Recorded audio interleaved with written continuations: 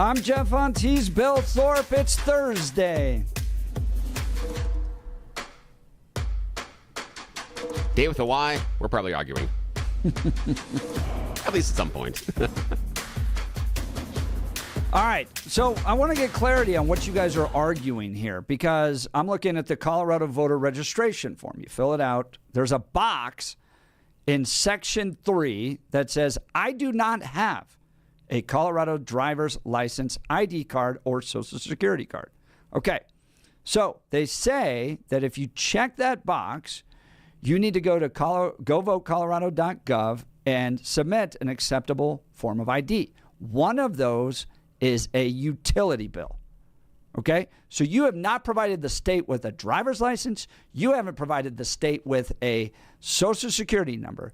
John Smith sends in this form. Now he has to attest that he's an American citizen. Okay? But that's just a signature. And then he sends in a utility bill. Okay. You guys are saying that that's checked against something? Yeah. What is that?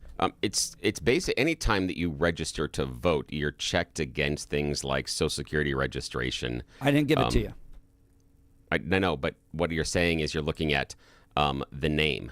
They're looking at the name as far as a duplicate. Again, you're looking at fake names. They're also going to double check that name and address based on do you live there? So you can't just invent a name or address. They're going to make sure who you are. And then many times... Of course, an illegal immigrant lives there. No, but they're also... So they're going to check the apartment that you live at on what? On what registration? I don't know exactly on what registration, but the government has a lot of that information. So they're going to look at who's at that house. They're going to do all those sorts of things normally. I don't think they're doing that at all. I don't think. Okay. Well, how big is the staff? I mean, you're dealing with thousands of people checking some affirmation you sent in with a utility bill when you didn't list your driver's license. You could search an Excel spreadsheet. You didn't list your Social Security number. You don't see the big gap here? No, I don't, because I've seen the process and the back end. They're going to go look to make sure that, is that person here? Is it a real name? Do they live at that location? And do some other checks. How does that prove you're an American citizen? And I don't know the exact processes and procedures in the back end, but the issue is this. If this was such a huge, giant hole that we could drive a giant truck through, then the Heritage Foundation would have found a hell of a lot more of those voter fraud issues.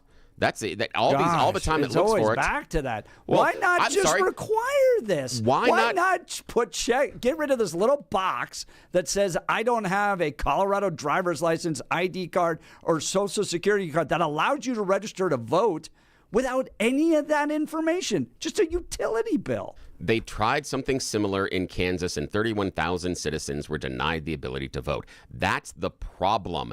This is a solution that is searching for a problem. We don't have large-scale voter fraud, so this is a solution that ends up preventing American citizens from voting. It doesn't solve the problem that is being claimed. The problem that is being claimed doesn't really even exist. This is no more than a Bigfoot early warning system or going out and making sure that we don't have lizard people living under DIA. That's all this is. This is common sense steps.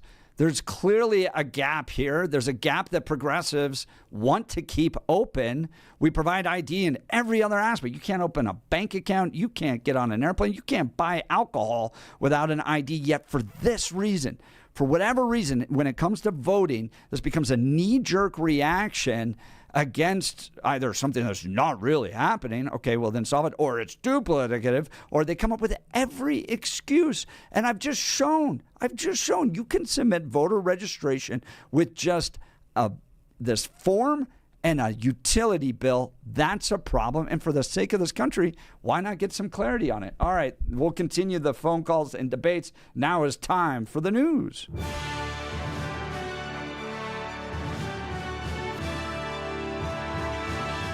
Blake Olson, news and comment. Good morning. It is Thursday, 31 and sunny in Denver, 30 in the Springs, expecting highs in the low 60s today. News sponsored by Pastor Camp Heating and Air Conditioning at 303-777-1234 to learn more about special savings opportunities on Lennox equipment. Our top story. We are still in danger. Palmer Lake resident Karen Stuth is trying to keep the 74,000 square foot development near I-25 away from her neighborhood. Buc-ee's has withdrawn from building their travel center with the cleanest bathrooms ever for now. Stuth has her guard up, though. We're definitely still in danger because now we understand they're going to be going through the county or trying to go through the county, and that still impacts Palmer Lake. Not in my backyard yet, don't. All right, the search continues for the mother of Today host Savannah Guthrie in southern Arizona. Nancy Guthrie was reported missing from her Tucson home on Sunday, and authorities believe she may have been abducted. And Savannah posted a video on social media with her family pleading for more information. And they are ready to talk, they say, while asking for proof of life. 47 says he's unsure how someone of faith could vote for a Democrat. Good question. He spoke at the 74th National Prayer Breakfast this morning. They said, "Sir, you're going to be speaking at 7?" I said, "Really? Oh, that's wonderful." I said, "Where?" "National Prayer Breakfast." I said, "I'll be there. I'm afraid not to be. I need all the help I can get." Don't we all? DJT used much of his speech to highlight accomplishments from his first year back in office. Hillary is pushing for a public hearing in her standoff with House Oversight Committee Chair James Comer. She posted on X, quote, "There's nothing more transparent than a public hearing. Cameras on. We'll be there." End of quote. And then she said, "I don't get no ways tired." No, she didn't say that. Slick Willie and Hill have struggled to reach an agreement with the Oversight Committee over testimony the panel is seeking in its investigation into the Epstein files. A nuclear arms treaty between the U.S. and Russia ends today. The New START treaty was signed in 2010 by Barry Soetoro and Dmitry Medvedev.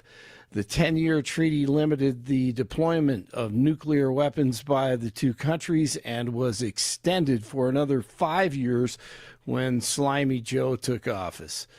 Two state lawmakers have introduced a bill to criminalize abortion in South Dakota. It would apply existing homicide and wrongful death laws to unborn children.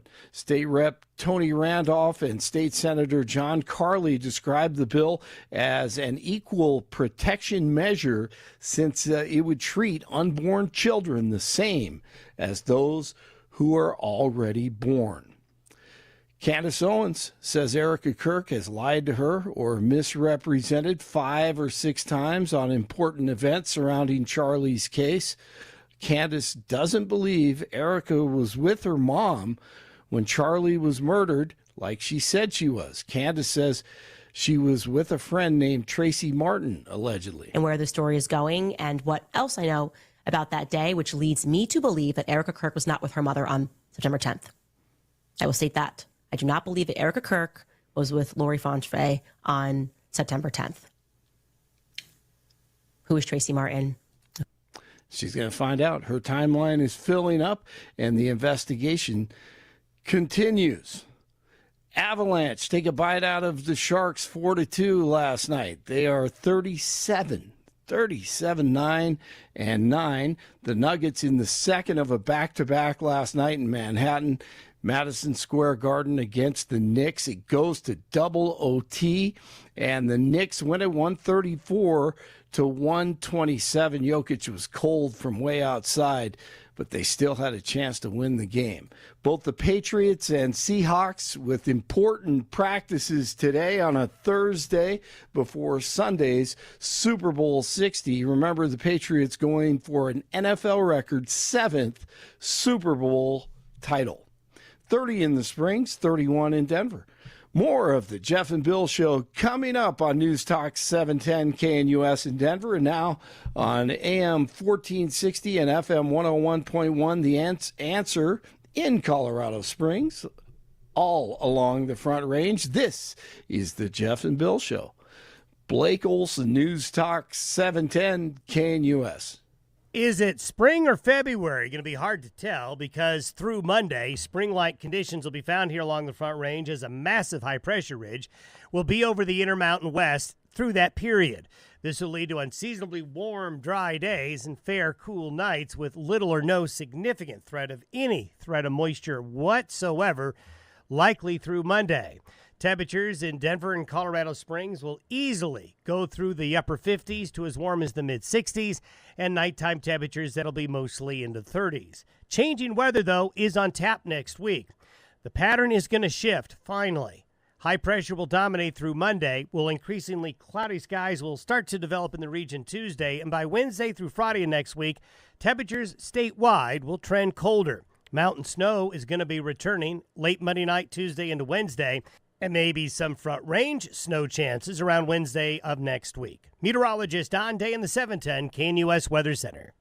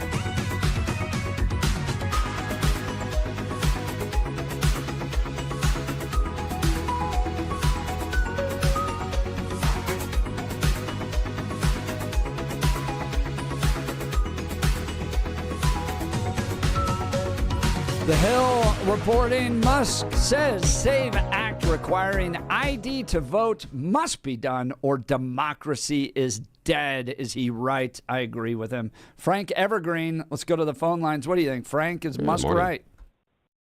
Hey, Jeff, you're doing great. Hang in there, buddy. It's a tough one. So here's what the question is: why are they against it? The answer is very simple. It's about everything else Trump suggests. It's because they hate Trump. But here's the thing: is Billy, I got a question for you.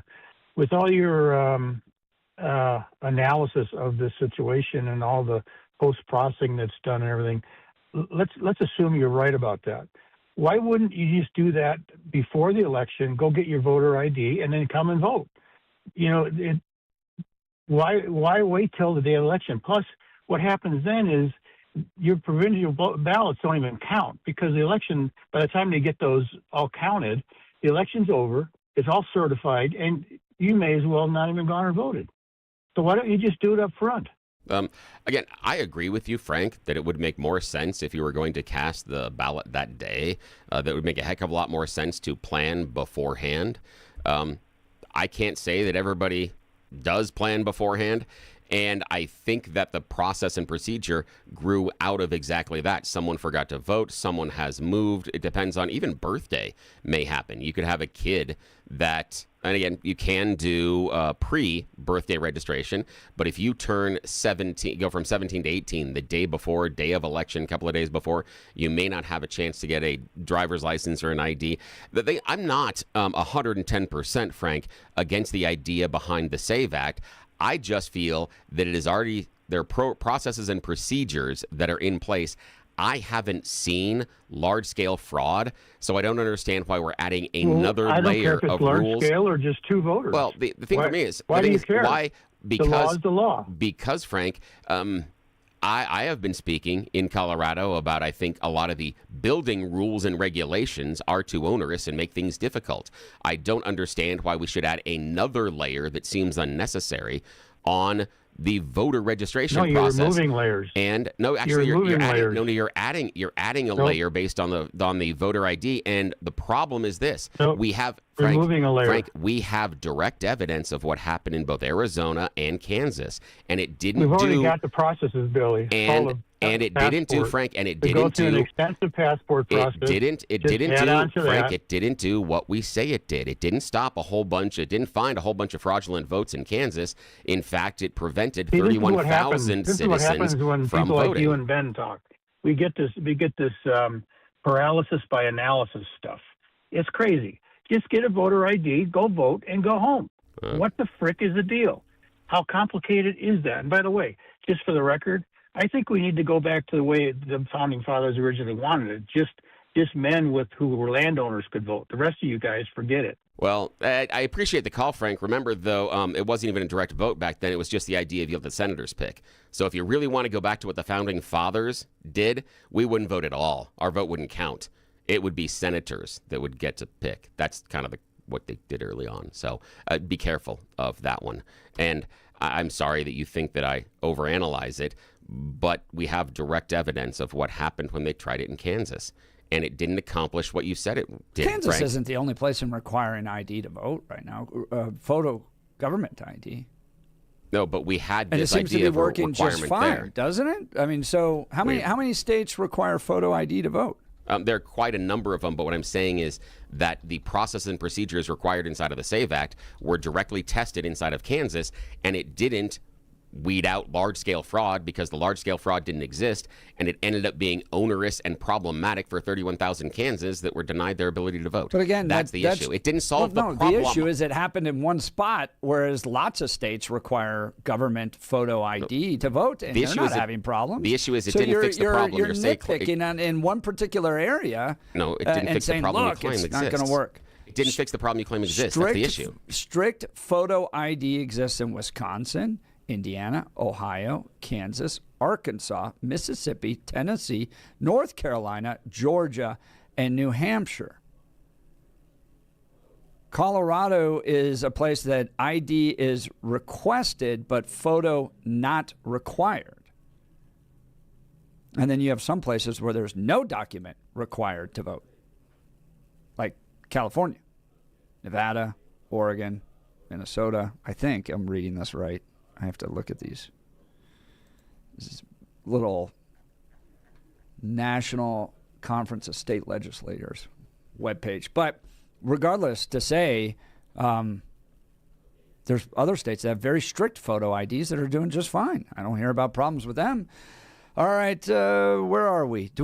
We did the news. All right, let's get to who's next. Ryan Roxborough. Good morning, Ryan. You're on with Jeff and Bill. Yeah, good morning. Hey, what's going on, guys? I just want to say, I don't care if you're voting right or left in this particular situation. If you live in the United States and you cannot get yourself an ID, then I just think you're probably one of the dumbest people in society, and I just prefer that you don't vote. So, I mean, what are we talking about here? This is just so easy, in my opinion. And if anyone's concerned about maybe 18-year-olds not being able to vote or something like that, they're of age, and maybe they should put their PlayStation controller and their bong down, crawl out of their parents' basement, and go start progressing their life with a simple ID. I mean, to me, this is outrageous. This is just such a slam dunk. And yeah, if you're too lazy to do something, then maybe you don't deserve to participate in certain things in society. Bill, response to that? At that point, I mean, should we? I guess it's weird, the idea that you're saying that they're too lazy, because I don't believe that 31,000 people that were denied the ability to vote in Kansas did it because they were lazy. The story we had. I called them dumb, though, didn't I? But so it's dumb. Okay, so dumb. So the person that has a birth certificate that showed up, that was inside the story, that was highlighted by the Kansas Secretary of State, who is a Republican, showed up with a birth certificate that by their registration qualifications was deemed unacceptable. Person wasn't dumb nor lazy. So what? They had what had been given to them. And now they have a process and procedure to go out there and to try to find it, and becomes a little bit onerous. It is his birth certificate. He's an American citizen, but now we've got extra process and procedures. And the bottom line that's most important, Ryan, is it's not solving a problem. I mean, you may call them lazy, you may call them stupid, but there is no widespread voter fraud. So even these extra processes and procedures, Ryan, don't solve for the claimed issue that doesn't exist in the first place. We might as well set up giant electrical fences to prevent the big feet from coming and stealing our kids at night, because it's just about as likely. So do you think putting, I guess, in my opinion, the safeguard in would be detrimental to our elections? Is it really going to sway elections that harshly because you just have to be competent enough to have an ID to vote? Here's the thing, Ryan, is what I see in the states like Arizona and Kansas, I see legitimate votes not being able to be cast rather than fraudulent votes and fraudulent voters being found out and prevented from voting. That's my problem in this. I don't fundamentally have an issue with an ID to vote. What I have an issue with is I don't see, based on our current systems, wide-scale voter fraud. So I believe this is a tempest that has been completely created inside of the minds of MAGA aficionados, that somehow our elections are not secure. I see no evidence proving they aren't, so I don't see the reason to go ahead with additional rules and regulations that, when implemented in other states, have denied legitimate U.S. citizens the ability to vote. That's the problem I have with it. It's not that I disagree fundamentally with the issue. It's that I don't see it fixing the problem. I understand where you're coming from, but you point to this study and the results in Kansas City, but do we have any studies or any investigations into whether or not any illegals are voting in the state of Colorado? We had the Heritage Foundation do studies from the 80s up through 2023, and from 2003 to 2023 they found 50. We don't know what they did, what they had access to, what they were able to analyze. I think this is actually part of the problem. Is to try to prove fraud is very difficult in these situations. Yep. So, Ryan Roxborough, I appreciate the call. By the way, this law in Kansas City was passed in 2011. Yeah. It was implemented 2 years later, and now they still have it. And as the Heritage Foundation's pointed out, since 2014, voter participation has been just fine. None of that disproves my claim about the 31,000 people that were American citizens not being able to vote, and doesn't disprove my claim of not finding the alleged illegal fraudulent voters that were in the system. No, it just didn't happened fix 15 years ago, and they have it fine. But I mean, there are a problem. There are 31,000 Kansas residents that were denied 15 years ago that were denied the ability to vote, and they still have strict voter ID, and everything's just fine. Did it solve the problem? So it's like saying, well, there was a hiccup at the beginning, and now we absolutely shouldn't do this. Did it? How many illegal voters did they discover? How many fraudulent voters did they discover? You're trying to prove a negative. So you no, yes, I know. You set you up, prove an affirmative. You set up rules, and then people follow the rules, and you're like, look, there's no fraud there. In my mind, it would showcase that it's actually working. No, right? actually, every time those illegal voters came in to register to vote, you'd have a ting on the scorecard saying, nope, not that person, not that person, not that person, not that person. You think that they would do that in light of the law? So in they would Kansas? They would go, yeah. wow, they passed Kansas? the law. We're not aware of it. Let's go try to register to vote illegally. In Kansas? Yeah, they'd keep track of that. That's the issue. That's the thing is, this law prevented people that should have been allowed to vote from voting and didn't discover this widespread voter fraud as they claim. It is not solving anything. How's it supposed to discover that? When you put in restrictions, like if you put in ID requirement to fly, how would you discover all these people flying without IDs? No, all those people that are flying illegally. You'd prohibit people from being able to fly. No, you would discover the people that are showing up there and doing it illegally, just like you would discover the illegal people that are registering to vote. Just like you would discover all the fraud.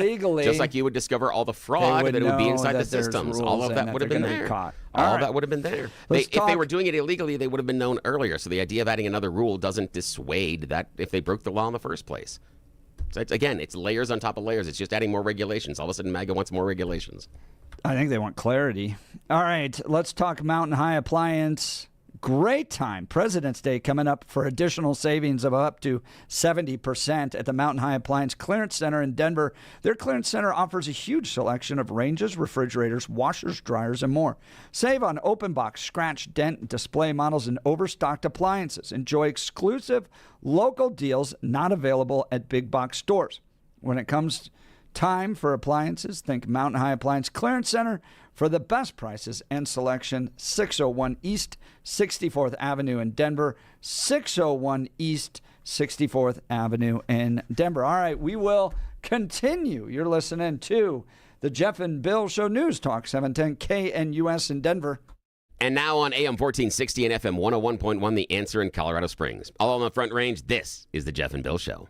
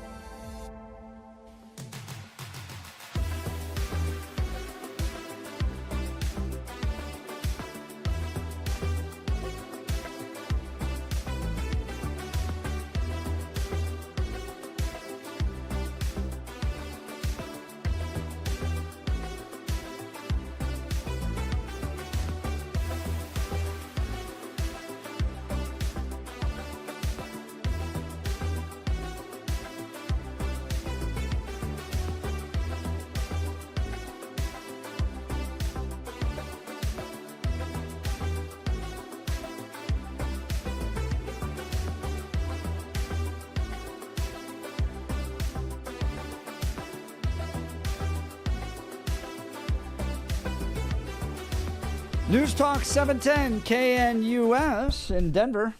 And proudly on AM 1460 and FM 101.1, The Answer in Colorado Springs. All along the Front Range, this is the Jeff and Bill Show. Let's go to Marcus and Aurora. We're talking Elon Musk says the SAVE Act requiring ID to vote must be done or democracy is dead. Do you agree, Marcus? Yeah, I agree, but I found it interesting what Billy said. So I looked it up because I was thinking when I got my account with Excel, they wanted my social security number. And then I looked it up, and now they said this. Alternatives is the military ID. That makes sense. But then they had three ones that are stated there. If you have a lease and a contract with a management company, and then they had one for if you paid the bank account, have a bank account and send 3-month stubs. And the last one was if you have apartment insurance on your apartment. So I found that kind of strange, but that's an alternative. So I learned a lot from you guys. I mean, I just find it so weird. We're in a place where we're like, okay, so you have apartment insurance that allows you to get a utility bill. That then can be used in your voter registration to receive a ballot. Then really we only check your signature after that. And it's like this, like, well, we can come up with all these other ways for you to vote. Okay, how about a government-issued identification? Well, no, that's either racist, according to Chuck Schumer, or it's already secure enough we don't need to do it. And I'm just sitting there going, what? Why not just do the ID? I don't know. Marcus, give you the final word. Yeah, I just found that strange. So if I went and rented an apartment and I've got a lease, then I'm good to go to vote. And they don't. That's kind of weird. I agree with you. Bill, any response? Yeah, I appreciate what you're saying, Marcus, but it's none of this changes the fact that I haven't seen, and I haven't seen it proven, that there is large, widespread voter fraud. It seems that we are operating off of an assumed conclusion that our elections are unsecure, that there are lots and lots of people that aren't even American citizens voting, and that we need to lock these down. And so because of that, we need to pass a new law and implement different regulations all across the country for something that we can't prove is happening. I think that's dumb. I'm not against the idea, but I want to see that it's a problem first. I'm not setting up any sort of alien detection equipment outside of my house. I'm not convinced the aliens are coming. If I see proof of it, so you think all the sure. other countries that require ID to vote, government-issued photo ID to vote, are just paranoid? I don't know. I think they're doing it the way they want to do it. But the problem is this: is you're saying, well, all these other countries, okay, it still does not discount or address my statement. Where's the large-scale voter fraud? That we don't have. So I'm okay to get on board with solutions. Show me the problem first. Here we are assuming there is a problem and then inventing a solution. I find it weird that there's a big gap we've been able to demonstrate, and it's like, well, until it's exploited and we have real problems with our voting, then I won't address it. Marcus, I appreciate the call. Thanks so much. Marcus from Aurora. All right, let's talk Dan Caplis with Dan Caplis Law. I've known Dan for well over a decade. This guy is solid on the values, and that matters because who you choose to represent you as a lawyer is going to send a message to everybody involved in the case. And you want a guy with a sterling reputation like Dan Caplis, the son of a police officer and a former seminarian. He's dedicated the last 40 years of his life. He doesn't look that old, but he looks great.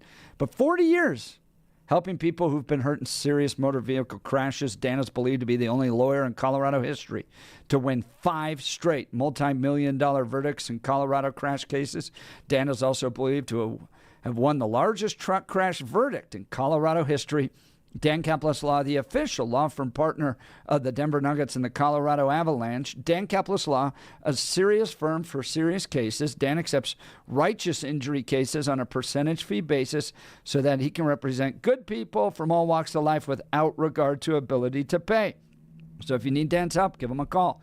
303-770-5551. 303-770-5551 or hit dancaplisLaw.com. That's Dan, C-A-P-L-I-S law.com. All right, Jason in Denver texting in, 18-year-olds need ID to get their bong paraphernalia. It's true. It's true. But, go make decisions about our political leadership without it. Let's go to the phone lines. Don in Littleton. Good morning, Don. You're on with Jeff and Bill. Morning. Morning, Jeff and Bill. How are you guys? Good. Hope you're doing well, man. What's on your mind? Good. Hey, two or three things. Bill, you're assuming a lot gets checked without any verification that actually happens, and I think these assumptions are not well founded. That's first thing.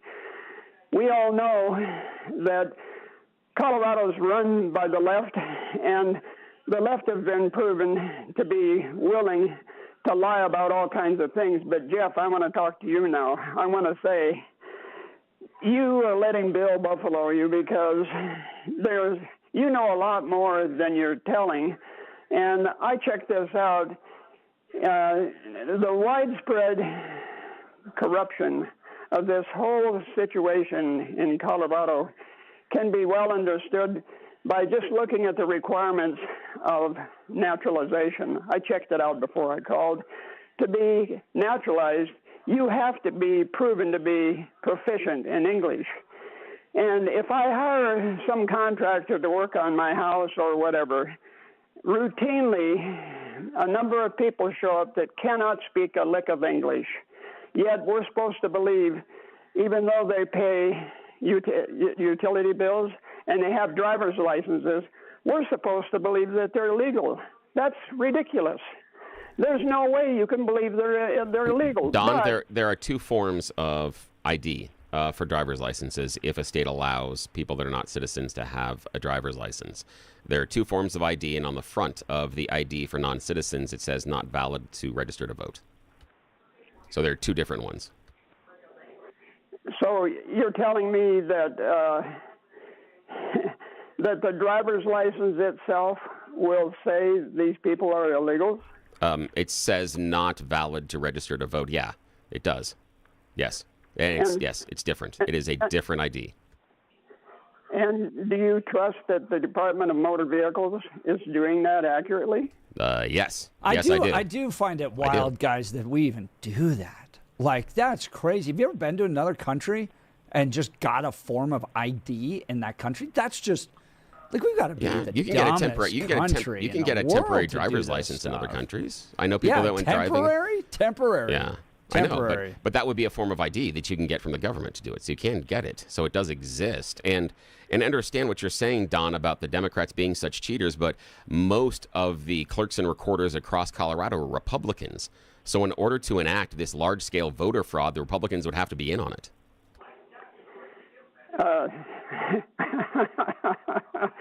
The staff in every government office is much deeper than the people that are in charge, and the staff are the ones that. So I know, but Don, hang on here. So you're telling me that in these districts in which Republicans are elected as the clerk and recorder, you have secret undercover Democrats in the offices that are doing all the illegal stuff? That's the assertion now?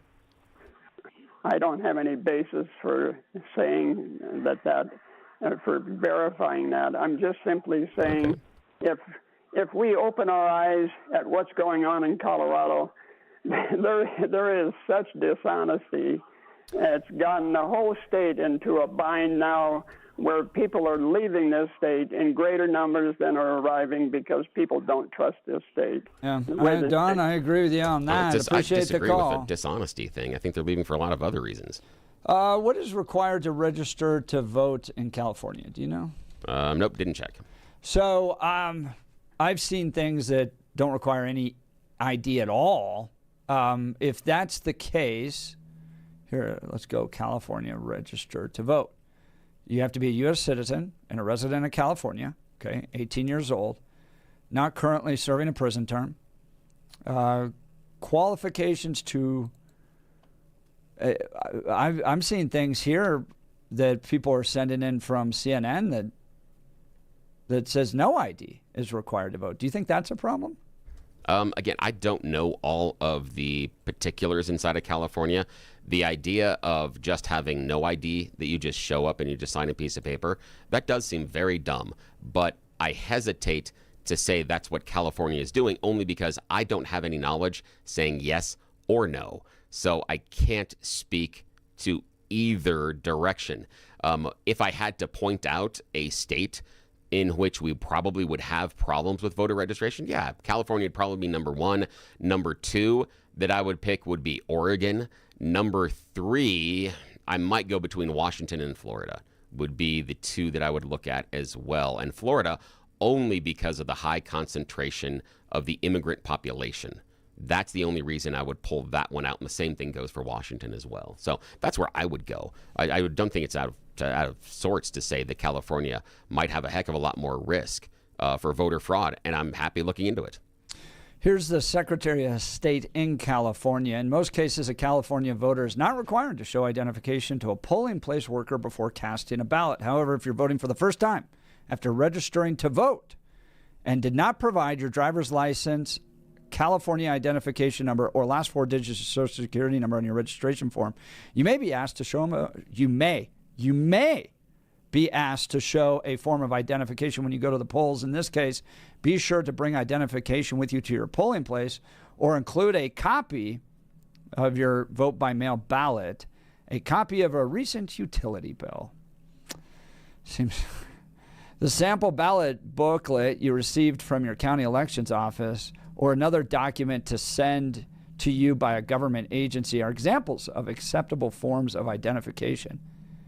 You may also bring your passport, driver's license, official state ID card, or student identification card. You may be asked. With all these gaps, it's very simple to me. Just get the SAVE Act. Just require ID.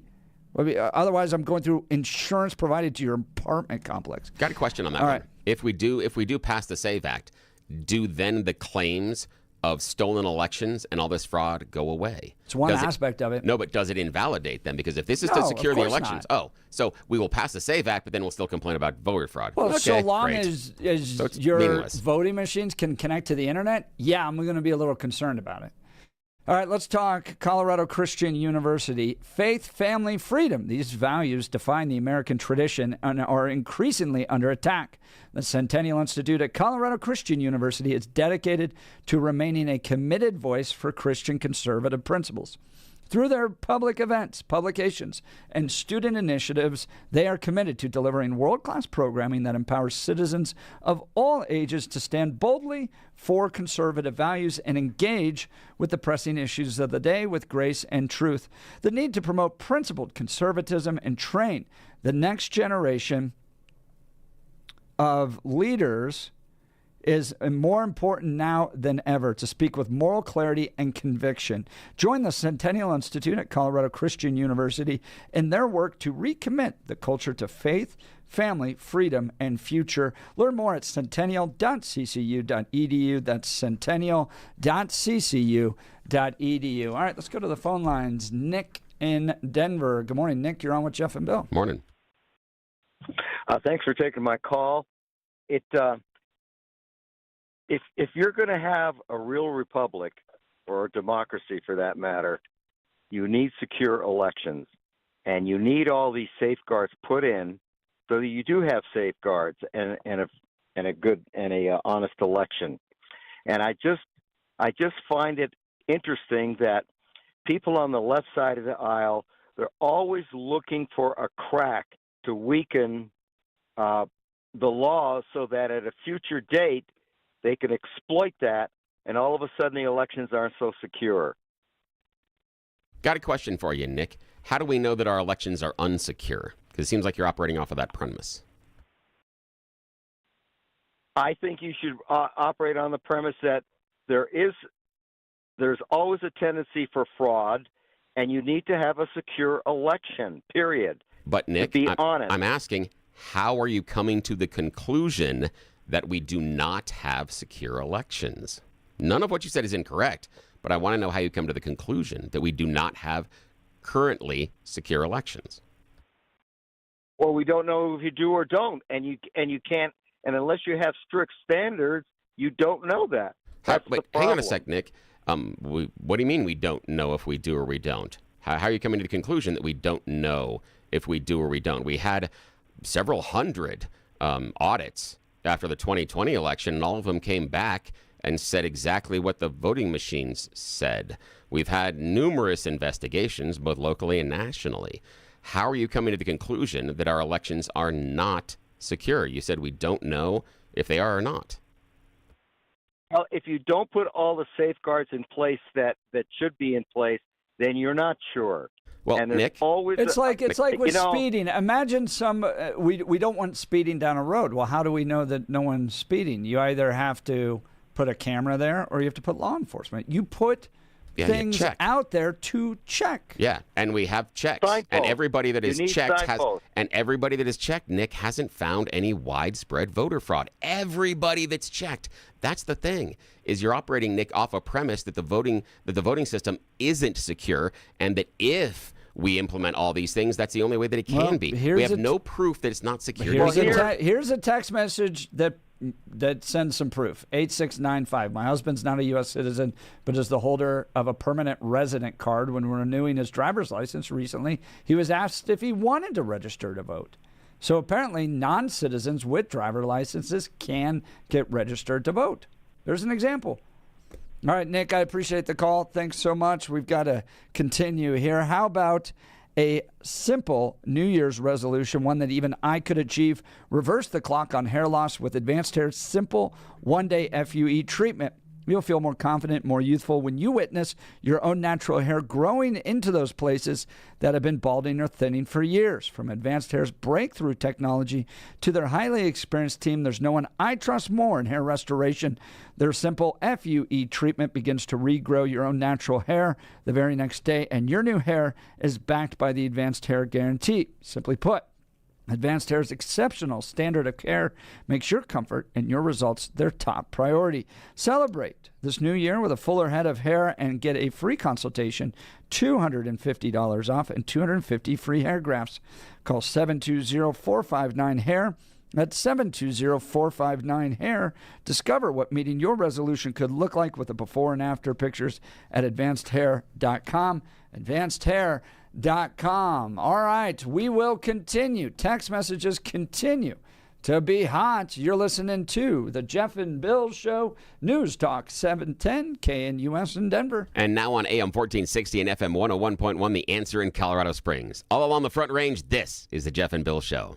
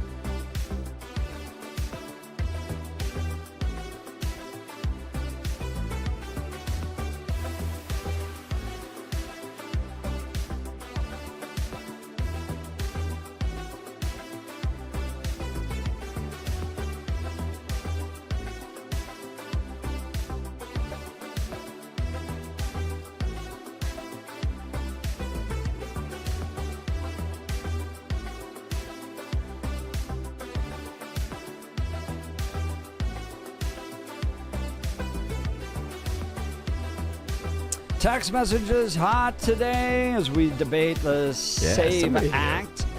Congress debating the SAVE Act as well. Bill, your thoughts on this passing?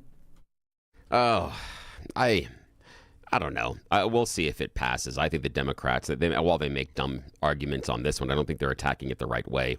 I think we'll probably put up enough of a stink to slow it down. The other part is, as I'd said before, this is a solution that is in search of a problem.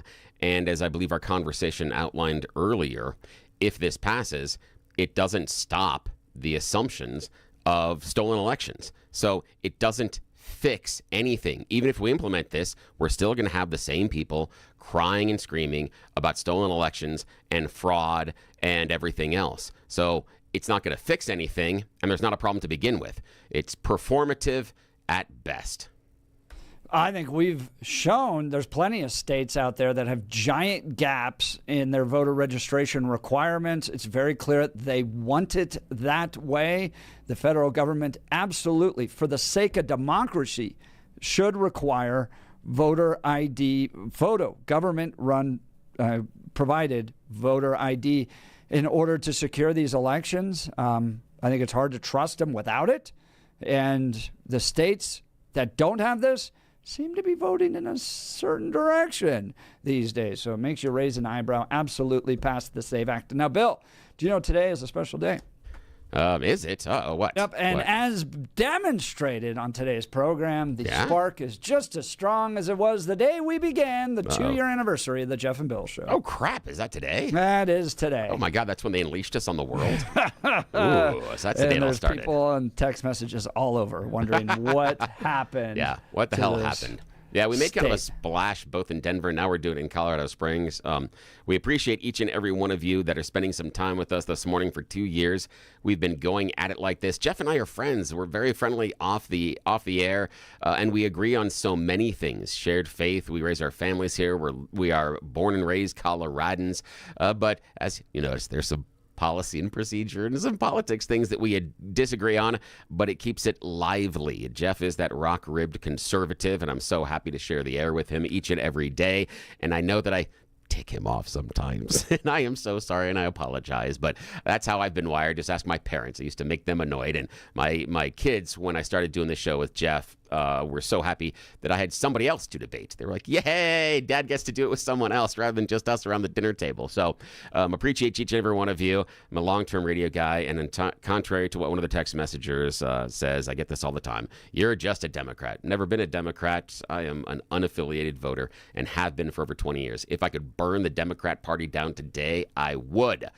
But before I start celebrating, I'd then turn my attention to the Republican Party and start lighting fires there too. So yeah, if you don't like what we're saying, wait a minute or two. The other one will speak up and you'll be fine. That's exactly right. And most importantly, you're invited to be a part of the conversation. Yes. So the airwaves, the entire city of Denver and Colorado Springs now can hear you vent your frustration at us. All you got to do is give us a call at 303-696-1971. Put it in your phone, 710-KNUS. Here's the call line, 303-696-1971. Text us on the Dan Caplis Law text line at 720-819-5115. A very happy 2-year anniversary to you, Mr. Thorpe. I didn't even get you nothing. I'm so sorry. The spark has not gone out. No, it hasn't. That is very clear in today's show. Yes, but is this a functional relationship? Some days yes, some days no. Go to 710knus.com to download the podcast. We're there. I'm on X at x.com/Jeff Hunt. And I'll go have a fight with the libs later today anyway. He's on there. You're so good at that. All right. We'll be back tomorrow. More of the Jeff and Bill Show tomorrow on News Talk 710 KNUS in Denver. And thank you so much for waking up with us in Colorado Springs, AM 1460 and FM 101, The Answer. We'll catch you tomorrow.